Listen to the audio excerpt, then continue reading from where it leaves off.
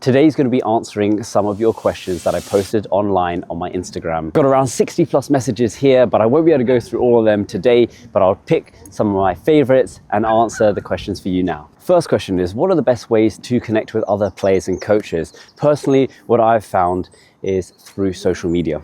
It's an online platform where you can reach out to some of your favorite coaches or even professional tennis players and potentially get an answer for them to build and connect. What I personally found is that it is best if you were to reach out, because you never know if you may get a reply, and I've made some of my best friends from online on social media. I also found that when you go to new tennis clubs, you're able to network and meet like-minded individuals. Maybe you're seeing someone that has a great tennis level. You might go up to them and ask them, oh, so how did you improve your tennis game, or who's coached you previously? So they might be able to lead you on to more friends or other tennis coaches. The next question is, what makes a good tennis serve? So the serve is one of the most complicated motions in the game of tennis, and I'm going to break down a few small tips here to help you on your tennis serve. So firstly, when starting with a tennis serve, the serve is a throwing motion. So you want to make sure that you have a nice fluent arm motion. So if you can see that I'm throwing the ball, I'm nice and relaxed. I'm not trying to have a stop and start motion, and it's not pushing from my arm. As you can see that my elbow wants to go up first, and then my hand will go second. So just watch myself for now. I'm just going to be throwing the ball, and now I'm going to be throwing the racket. So those are the first two things that you need to just be thinking about. Nice fluent arm, nice full range of motion. Next will be the timing of the ball and racket, and this is one of the hardest things. So let me show you now. The next portion of the service motion we're going to do is the timing. So what I want you to pretend is that you have a W with your arms. So as you can see, my arms go down and up like so. So we're going to start by practicing ball and freeze, ball and freeze. And as you can see that I'm using both my ball toss arm and my racket arm. After our W, you're then going to practice your throwing motion to just make contact with the ball. It doesn't need to be fast, but we're going to go with the W and a small tap. And over time, what you're going to try to do is build a little bit of confidence. Check out that when I'm swinging up to the ball, can you notice that my elbow is coming up? Just like how I mentioned when my elbow comes when throwing. Those are some of the beginner tips when starting. I'm going to now take it a little bit more advanced. When serving, you want your body weight to go forwards into the court. So therefore, the ball toss should be landing just inside of that baseline. Watch my momentum.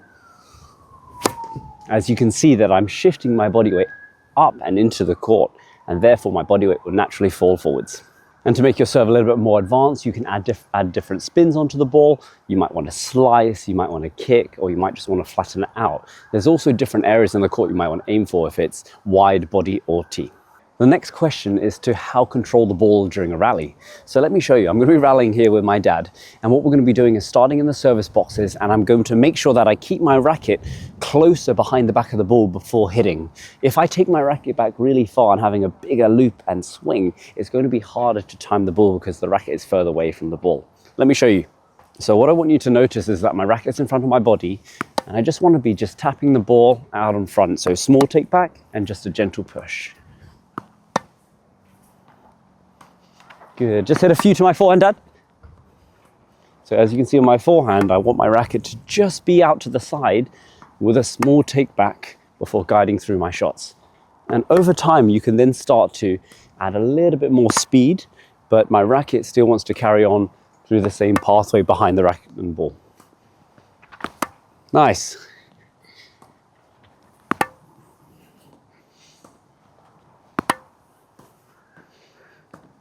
So behind the ball and pushing forwards. Perfect.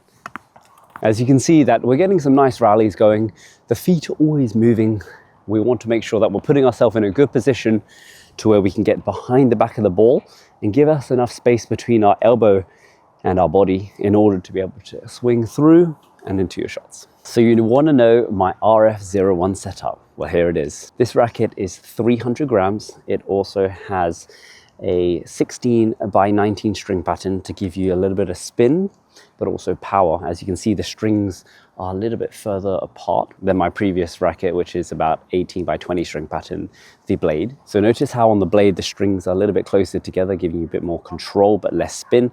Whereas the strings here on the RF01, the strings are a little bit wider apart. The racket also is 98 square inch head size, and this is, like I said, the 300 gram model, so the mid-range. I've got Luxilon 4G strings and 55 pounds in tension, so I prefer a little bit tighter strings to give me a little bit more control. Guys, I love this question here. Could I win a Grand Slam if I serve from the service line? So let me show you my serve from the baseline. As you can see, I can serve around 115 to 125 miles an hour at my peak. But if I'm standing from the service line, how fast would I be serving? So honestly, the amount of benefit that I would have when standing on the service line would be amazing. I mean, it would feel like I'm 7 foot tall. I'd be able to see more angles in the court. I could probably even do a few underarm serves as well. But one thing that would really be a deficit, in my opinion, would be the returns. A lot of the matches would probably go to tie breaks. Would I have the mental and physical capacity to withstand 5-set matches?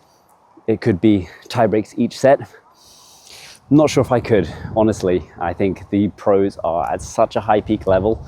I believe that even if I have an incredible serve, their serve's probably just as good, even though they're from the baseline.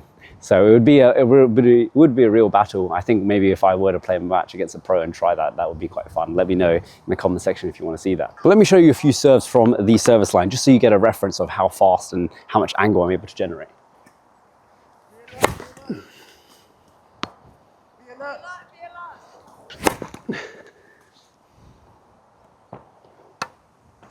Oh, a little cheeky underarm. Could catch out a few people there. It's a good question, guys. Why did I start playing tennis? So I started around the age of 8-9 years old, and this was down at my local park tennis courts. So I had two friends when I was younger, and they were very much into different sports: football, tennis, running, cricket, basketball, you name it. They were into all different types of sports. And I kind of wanted to just join them. And so I went down to my local park, started playing tennis, and I just fell in love with the game. It's an amazing sport because it's individual, so you're in full control, and I made some great friends. So it kind of led me on a journey to when I got to around the age of 12, when I wanted to take it even more seriously. I wanted to play in the national junior tournaments. I even wanted to go to America to play in tournaments such as the Orange Bowl and Eddie Hearn Prince Cup. These are some of the best junior tournaments in the world. And from there, I had a goal to go to America to play Division I college tennis, which I managed to get that opportunity. And as you can see, a little photo just here. This was me at Jacksonville State University playing college tennis for 2 years. After there, I started traveling a lot around the world, playing in a lot more international tournaments, men's tournaments, and I found a sponsor, which gave me the opportunity to go professional in my tennis journey and led me on this amazing content journey as well. So yeah, that's a little short story. If you want to know a little bit more about the journey, then let me know. But as you know, I'm just posting a lot of content online, sharing my own tennis journey, helping others in the tennis field as well. Guys, this is my forehand grip. So in order for me to get my forehand grip, which is the semi-Western, I would place my hand on the racket strings and I would move all the way down to the base. And honestly, that's how I hold my grip. I have my index finger slightly higher to reduce the tension that I hold on the racket. As you can see, my butt cap of the hand is pressed nicely here. As you can see, my hand is a bit dry and bruised around this area because that is where I'm holding the racket. Some players like holding a lot higher up. I personally think you don't have as much stability and you can't get as much whip and power in your shots. And likewise, if you hold it down too loose, then you lose a little bit of that control. But there are good exercises for that as well. Let me show you some of my forehands.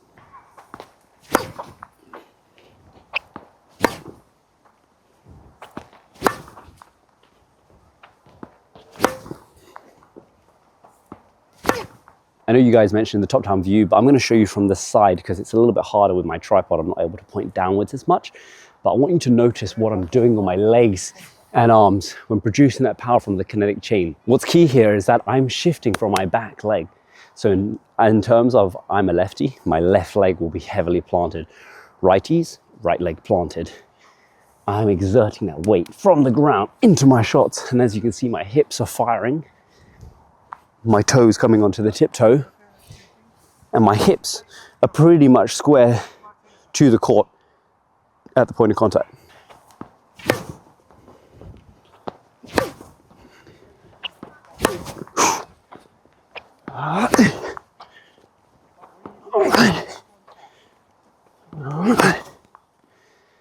Woo, felt good.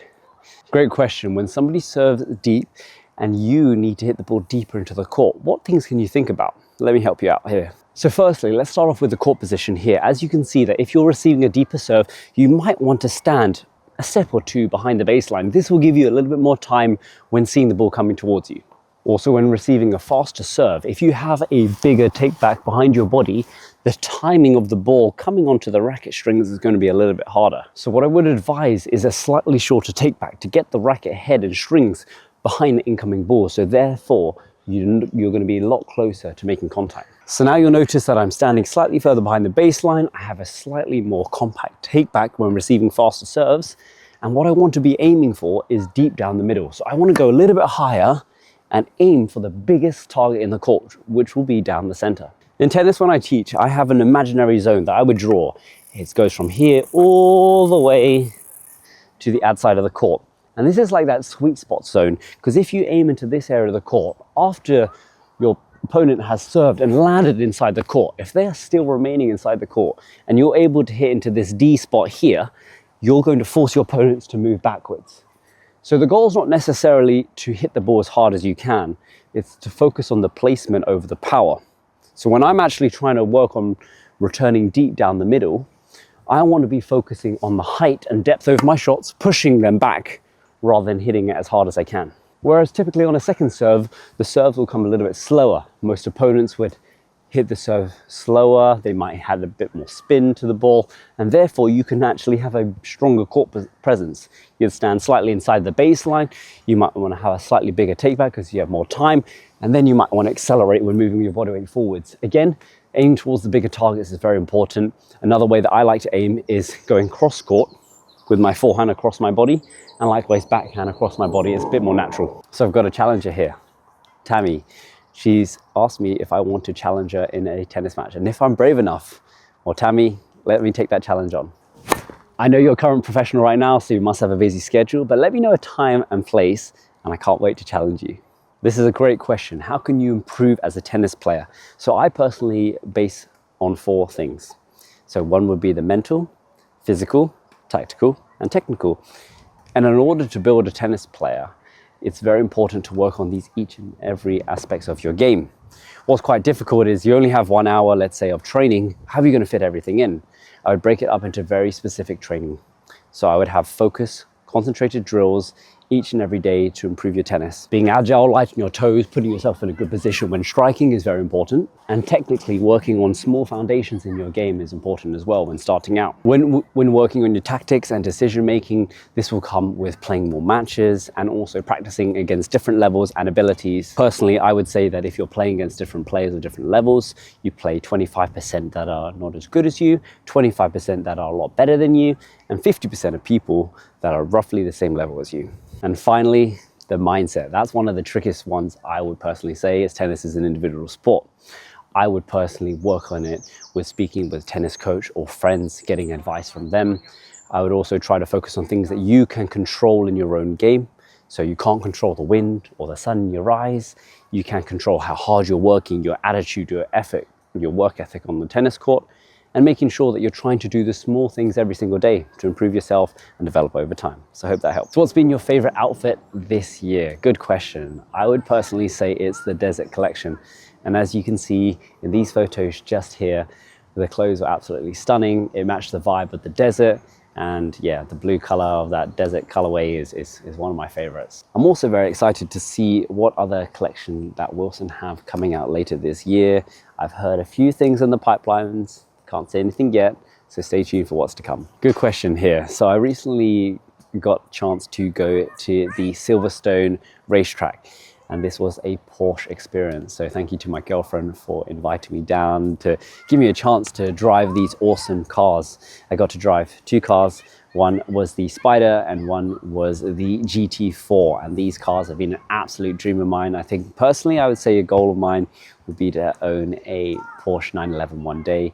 These cars are absolute beasts. They're amazing on the track and the handling is perfection. And not only that, but they also look stunning as well. So Porsche, if you're seeing this video, hit me up. I'd love to work with you guys. Oh, I like this question here. So what is my motivation behind what I do? So as you guys know, I've been posting social media content for the past 5 years in a row every single day. My big passion is to grow the sport of tennis, build the tennis community, show people what tennis is like as a sport, as a community, as a whole. I think personally tennis is one of the best sports in the world and can teach you many life lessons as well. My goal is to give back in the future, help to inspire the next generation, and travel to these amazing tennis tournaments and meet amazing people as well. So yeah, I'm doing what I love every single day, and I can't wait to carry on this journey. And also, this would all not be possible without you guys. So I want to thank you guys from the bottom of my heart for giving me this amazing opportunity and blessing me with it to play this sport and doing what I love. Let's talk about the pinpoint stance when serving. So there are two different stances that I commonly use. One is the platform when your feet are wider apart, loading up to serve.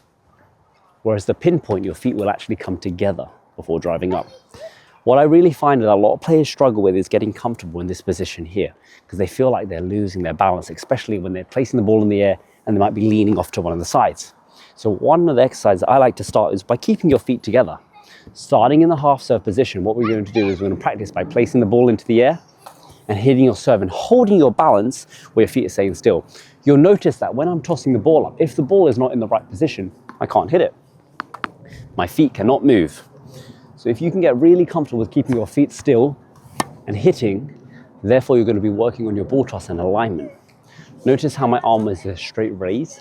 Okay, you don't want to go forwards into the court. You roughly want to go towards that net post so you can keep your shoulders slightly sideways on. So over time, when you're getting more comfortable with placing the ball, keeping your feet stable, you can then separate your feet, bring your back foot backwards a little bit. Then we can go into the toss and pause. This is one of the most important positions that you have to get into. Half serve position, loading with the legs. So you can go back and pause. And notice that when the ball is being raised and the ball has left the hand, that is when you descend onto your serve. So it's going to be 1, 2. We're going to go 1, 2, and 3. Notice how the serve is that shifting motion. You're going from the back leg, loading onto the back leg, to then placing with both legs together.